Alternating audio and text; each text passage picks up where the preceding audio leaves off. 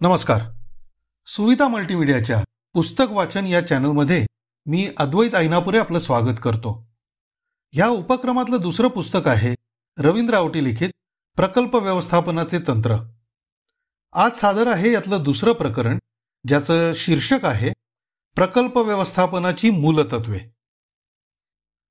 Meredith आणि मॅन्टेल या प्रकल्प व्यवस्थापन तज्ज्ञांच्या मते जैविक पदार्थांसारखेच प्रकल्पांचेही जीवनचक्र म्हणजे लाईफ सायकल असते. थोड्या संथ सुरुवातीनंतर प्रकल्पही आकार घेऊ लागतात.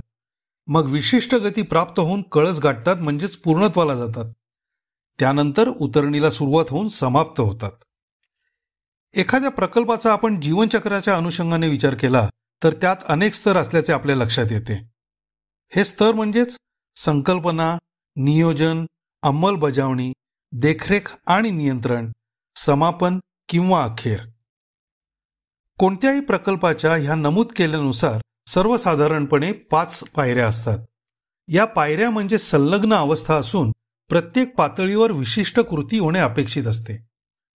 प्रकल्प कोणत्याही प्रकारचा असला तरी तो यशस्वी होण्यासाठी त्यातील नियोजन, अंमलबजावणी, देखरेख आणि नियंत्रण ह्या अवस्था मोलाची भूमिका बजावतात.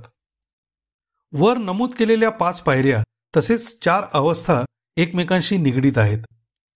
या सर्वांमध्ये संतुलन राखणे प्रकल्प यशस्वी होण्यासाठी आवश्यक असते. यातील एक घटक जरी गाळायचा अथवा रद्द करायचा झाला तरी त्याचा परिणाम अंतिमतः गुणवत्तेवर अथवा प्रकल्प खर्चावर होऊ शकतो. आधीच्या प्रकरणात मी नुकसान भरपाई द्याव्या लागलेल्या एका घटनेचा उल्लेख केला आहे. ती घटना आम्हाला OFC प्रोजेक्टमध्ये मार्गदर्शक तर ठरलीच, त्याचप्रमाणे प्रकल्प राबवताना लवचिकता म्हणजे फ्लेक्झिबिलिटी म्हणजेच परिस्थितीशी जुळवून घ्यायची तयारी तसेच तडजोडीची मानसिकता राखावी लागते, हा मुद्दा देखील अनुभवायला मिळाला. थोडे तांत्रिक अंगाने लिहायचे झाल्यास प्रकल्प व्यवस्थापनात विश्लेषक, वर्णनात्मक, संरचित तसेच पद्धतशीर दृष्टिकोन अंगीकारलेला असतो. प्रकल्प व्यवस्थापनाची मूलतत्वे कोणत्याही प्रकल्पाला कमी अधिक प्रमाणात लागू होतात. प्रकल्पाचा आकार, प्रकार आणि कोणत्या उद्योगात अथवा क्षेत्रात तो राबवायचा आहे यानुसार त्याच्या व्यवस्थापनाची मार्गदर्शक सूत्रे आकार घेतात. इथे उद्योग अथवा क्षेत्र असा उल्लेख एवढ्याकरताच केलाय कारण बांधकाम क्षेत्रातील प्रकल्पाचे स्वरूप औद्योगिक क्षेत्रातल्या प्रकल्पापेक्षा वेगळे असते. त्याच्या अंमलबजावणीसाठी लागणारी साधनसामुग्रीही वेगळी असते. म्हणजेच प्रत्येक प्रकल्पाच्या गरजा वेगवेगळ्या असतात.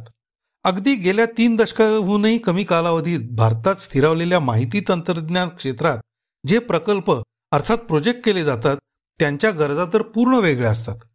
मात्र प्रकल्प कोणताही असला तरी त्यात या प्रकरणाच्या सुरुवातीला नमूद केल्यानुसार सर्वसाधारणपणे 5 टप्पे असतात. या 5 टप्प्यांची थोडक्यात माहिती पुढीलप्रमाणे. संकल्पना.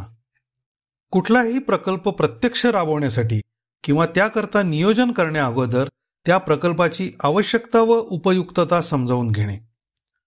नियोजन. प्रकल्पाला मान्यता मिळाल्यानंतर आवश्यक कार्यवाही करता वेळापत्रक आखणे जरुरीचे ठरते.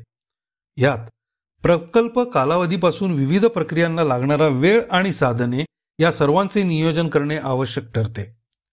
प्रकल्पांच्या विविध अवस्थात सर्व पातळ्यांवरील संवाद व अहवाल मांडणी इत्यादींकरता यंत्रणा विकसित करणे हेही तेवढेच महत्त्वाचे ठरते. अंमलबजावणी.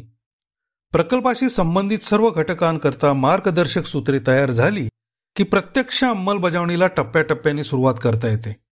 योग्य त्या व्यक्तींकडे अधिकार सुपूर्द करणे व आवश्यक ती कागदपत्रे अद्ययावत पद्धतीने ठेवणे यामुळे प्रकल्प यशस्वीपणे तसेच प्रभावीपणे राबवणे शक्य होते. देखरेख आणि नियंत्रण. प्रकल्प यशस्वी होण्यासाठी सर्व संबंधित घटकांवर देखरेख व प्रत्येक टप्प्यावर नियंत्रण आवश्यक असते. ह्यामुळे सर्वसाधारण तसेच आपत्कालीन परिस्थितीला तोंड देणे शक्य होते. समापन किंवा अखेर. प्रकल्प अंमलबजावणीचा हेतू साध्य झाला म्हणजे प्रकल्प पूर्ण झाला असे न होता प्रकल्पाकरता आवश्यक करारनामे, कागदपत्रे इत्यादींची पूर्तता झाली की मगच प्रकल्पाची अखेर झाली असे मानले जाते. प्रकल्प पूर्णावस्थेला गेल्यानंतर पुढील आवश्यक कार्यवाही तसेच कागदपत्रे इत्यादींचीही जंत्री तयार ठेवावी लागते. प्रकल्पाच्या प्रत्येक पायरीवर योग्य दस्तऐवजीकरण गरजेचे असते. प्रकल्पाचा अंदाजे व प्रत्यक्ष खर्च, व्याप्ती तसेच परिणामकारकता यासाठी सर्व संबंधित कागदपत्रे सहज संदर्भाकरता जपून ठेवावी लागतात. योग्य दस्तऐवजीकरणामुळे प्रकल्प निरीक्षण व नियंत्रण सोपे होते. मार्केटिंगमध्ये जसे 4 P आहेत, तसेच प्रकल्प व्यवस्थापनातही योजना म्हणजेच प्लॅन, प्रक्रिया म्हणजे प्रोसेस, सहभागी म्हणजे पीपल आणि अधिकार म्हणजे पॉवर हे 4 P आहेत. धन्यवाद.